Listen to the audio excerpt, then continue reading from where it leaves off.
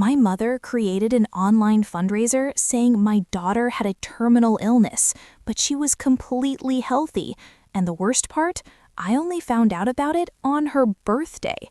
Hi, my name is Helena, and I need to tell this story because I still can't believe this actually happened to my family. This happened about 8 months ago and completely changed my relationship with my mother. I never imagined that the person who raised me would be capable of doing something so horrible. So, let's go back to the beginning of everything. I have a daughter named Sophia who was 5 years old at the time. She's the most precious thing in my life, a girl full of energy, always smiling, always playing. My husband, Ricardo, and I have always done everything to give her the best. We're not rich, but we work hard and manage to pay the bills and give our daughter a decent life. My mother, who I'll call Marcia, has always been a complicated person. Since I was a child, she's always had this need to be the center of attention. You know, that type of person who always has a story more dramatic than yours, who's always going through something worse than everyone else? Well, that's my mother.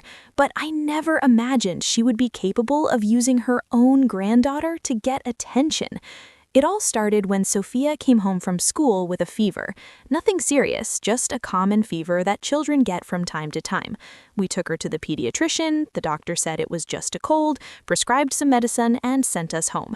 Within 3 days, Sophia was running around the house again like nothing had happened.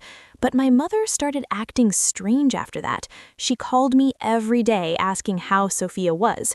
At first, I thought it was sweet. I thought she was just worried about her granddaughter. But the questions started getting weird. She asked if the fever had come back, if Sophia was tired, if she was in pain anywhere. I always answered no, that Sophia was fine, playing normally.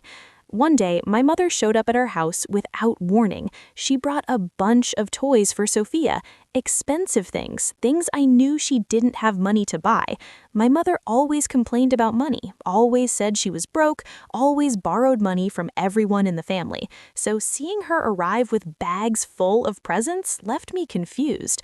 When I asked where the money for all that had come from, she got nervous and quickly changed the subject. She said she had figured it out, that her granddaughter deserved to be spoiled. At the time, I didn't insist much because, frankly, I was too busy with work and the house to be investigating where my mother had gotten money from. The weeks went by and my mother kept showing up with gifts, not just toys, but also clothes, shoes, even a new bicycle for Sophia. I started getting really worried. My husband also thought it was strange. We tried to talk to her, but she always gave vague excuses about having earned some extra cash or having saved up. Then came Sophia's birthday. She was turning 6 and we had planned a small party, just with family and some friends from school. Nothing too big because we didn't have much money left over that month, but my mother insisted that she wanted to help, that she wanted to do something special for her granddaughter. On the day of the party, everything was going well. The children were playing, the adults chatting, Sophia was happily opening presents. That's when the doorbell rang. I went to answer it, and it was a woman I had never seen in my life. She had her phone in her hand and looked nervous. The woman asked if this was Helena's house. I said yes. Then she asked if I was Sophia's mother. Again, I said yes, but now I was starting to get worried. Who was this person? How did she know my daughter's name? That's when she dropped the bomb. She said she had donated money to my sick daughter's online fundraiser and that she wanted to meet Sophia in person to wish her well. My heart stopped. What fundraiser? What illness? What was this woman talking about? I asked her to show me what she was saying. She opened her phone and showed me an online fundraising page. And there it was, a picture of my daughter, a picture I immediately recognized because it had been taken on the day of that cold. In the photo, Sophia was lying on the couch with a tired expression holding the thermometer. But the description below the photo was heartbreaking. It said that Sophia had been diagnosed with a rare and terminal disease, that she needed very expensive treatments that health insurance didn't cover, that the family was desperate and needed help. The description was long, full of invented medical details, and signed by my mother, introducing herself as the devastated grandmother who just wanted to save her little granddaughter. I stood frozen looking at that screen. I couldn't process what I was seeing. The woman in front of me kept talking, saying that she had been very touched by the story and that she had donated 500 euros. She said she saw on my mother's social media that it was Sophia's birthday and decided to show up to give a gift and meet the brave little girl who was fighting the disease. My head was spinning. 500 euros? How much money had my mother raised with this lie? I looked inside the house and saw my mother in the living room, smiling and chatting with the other guests as if nothing was happening. She had used my daughter. She had invented a terminal illness for her own granddaughter just to get money. I had to take several deep breaths to keep from collapsing right there. I told her to leave my house immediately. I said the party was over for her. My mother left crying, but I didn't feel sorry at all at that moment. I was thinking about how I was going to explain this to my husband, how I was going to solve this giant situation that had fallen in my lap. After she left, I had to go back to the living room and pretend everything was fine for the rest of the party. I didn't want to ruin Sophia's birthday. She was so happy, so oblivious to everything that was happening. Her innocence was what hurt me the most. She had no idea that she had been used like that. After all the guests left and Sophia went to sleep, I told Ricardo everything. He was as shocked as I was. We spent the whole night without sleeping, trying to figure out what to do. We knew we had to report it, that this was a crime, but she was my mother. How was I going to put my own mother in prison? The next day, we looked for a lawyer. He confirmed what we already imagined. What my mother had done was fraud. She could go to jail. And worse, since she had used Sophia's name and image without authorization, there were other legal complications as well. We tried to contact the platform where the fundraiser had been created. We sent emails explaining the situation, asking them to take the page down immediately. They responded quickly, removed the fundraiser, and said they would cooperate with any investigation. But the damage was already done. The fundraiser had been online for almost 2 months. Hundreds of people had donated, and we discovered that my mother had shared the fundraiser in social media groups, in forums about rare diseases, in communities of parents with sick children. She had spread that lie all over the internet.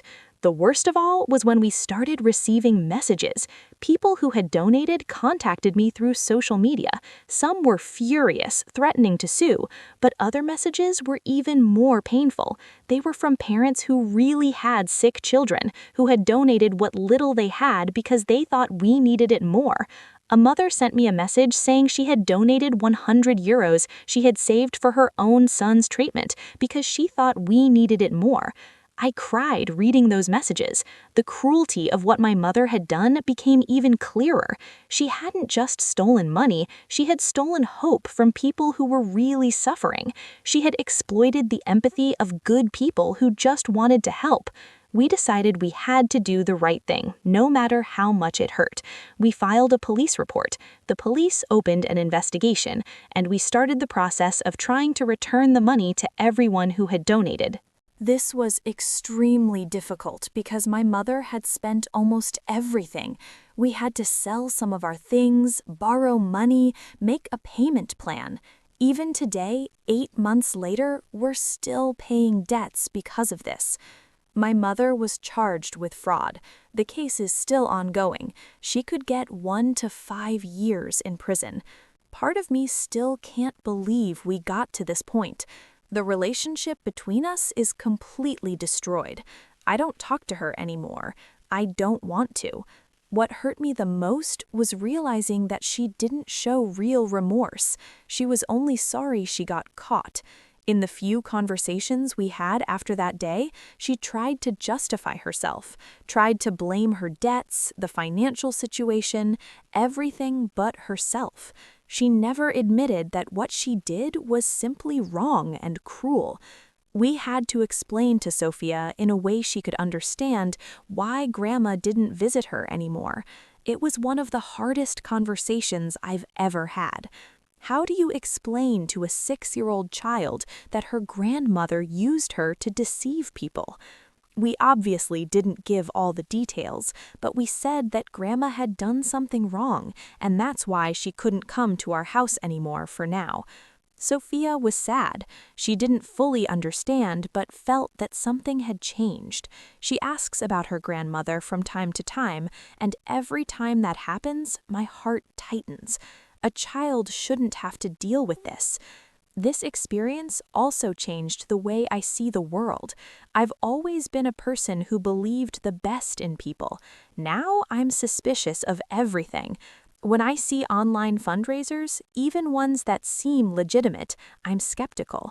I know this is unfair to people who really need help, but I can't help it. I also learned that you never completely know someone. I thought I knew my mother. I grew up with her, spent my whole life by her side, but she was capable of doing something I would never imagine. This made me question everything. What other secrets was she keeping? What other lies had she told over the years? Ricardo has been my pillar through all of this.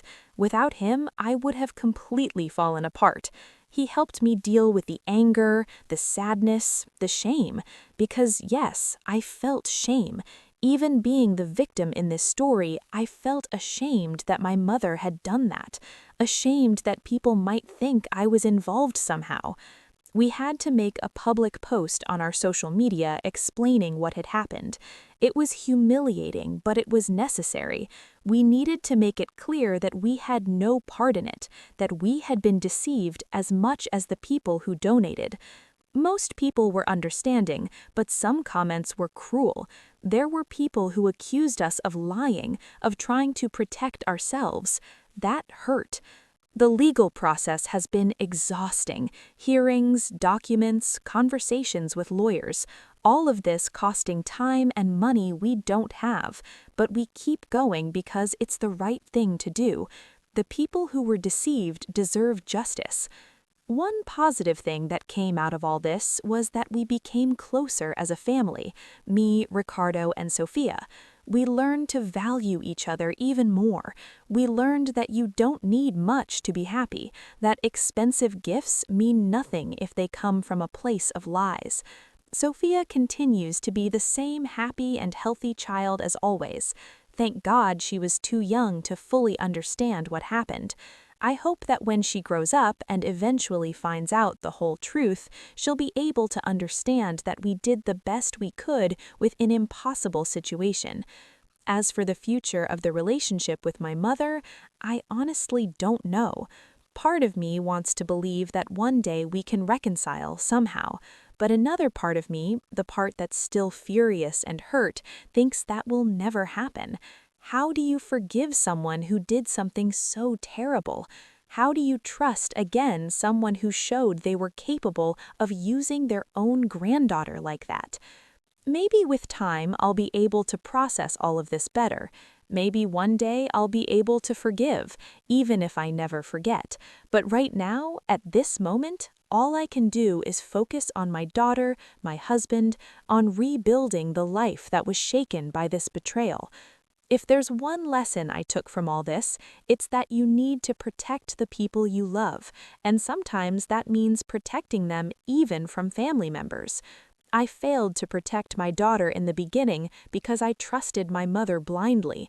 Now I know that trust is not something you give just because someone is family. Trust needs to be earned and maintained. This whole story was a nightmare. It changed my family forever. It left scars that will take years to heal. But we're surviving. Day by day, step by step, we're rebuilding.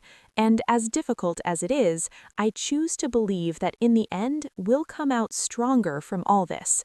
Sophia is fine. She's strong, she's resilient, and she has parents who would do anything to protect her. And this time, we won't let anyone use her again. Never again. If you have a similar story or went through something like this, leave it in the comments. I read them all.